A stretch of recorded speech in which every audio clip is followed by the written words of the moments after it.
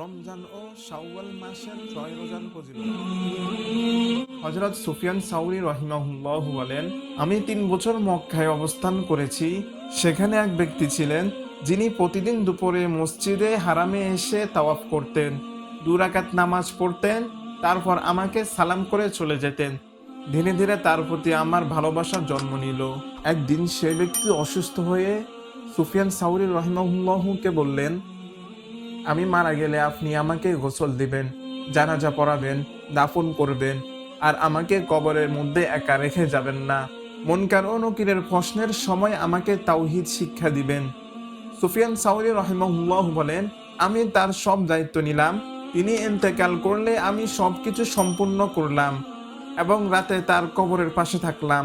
তিনি বলেন, নিদ্রা ও জাগরণের মাঝামাঝি অবস্থায় আমি একটি আওয়াজ শুনলাম, হে সুফিয়ান, তোমার তাওহীদ শিখানোর দরকার নেই, আমরা নিজেই তাকে শিক্ষা দিচ্ছি এবং সঙ্গ দিচ্ছি। আমি জিজ্ঞেস করলাম কেন?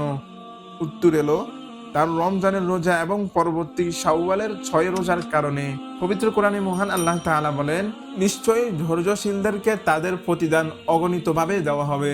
অপর এক জায়গায় মহান আল্লাহ তাআলা বলেন, যে ব্যক্তি একটি সৎ কাজ করবে সে তার 10 গুণ প্রতিদান পাবে। রমজানের রোজা শুধু একটি ইবাদত নয়, এটি জান্নাতের পথে বিশেষ আমল।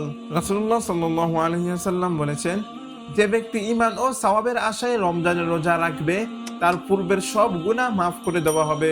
এছাড়াও তিনি বলেছেন, যে ব্যক্তি রমজানের রোজা রাখলো এবং তারপর শাওয়ালের 6 দিন রোজা রাখলো, সে যেন পুরো বছরের রোজা রাখার সওয়াব পেয়ে গেল।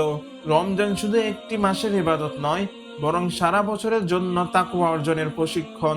যে ব্যক্তি রমজানের রোজা রাখে এবং তার সাথে শাওয়ালের 6 দিন রোজা রাখে, আল্লাহ নিজেই তার জন্য যথেষ্ট হয়ে যান। কবরে অন্ধকারে মুনকার ও নকিরের প্রশ্নের সময় আল্লাহ তাআলা তার বান্দাকে একা ছেড়ে দেন না। হে আল্লাহ, আমাদেরকে রমজানের রোজা সঠিকভাবে আদায় করার তৌফিক দিন, সাথে সাথে শাওয়ালের 6 রোজা রাখার তৌফিক দিন। কবরে আযাব থেকে সকলকে হেফাজত করুন, আমিন। ভিডিওটি ভালো লাগলে একটি লাইক করুন, চ্যানেলটি সাবস্ক্রাইব করুন এবং ভিডিওটি শেয়ার করে আমাদের সাথেই থাকুন।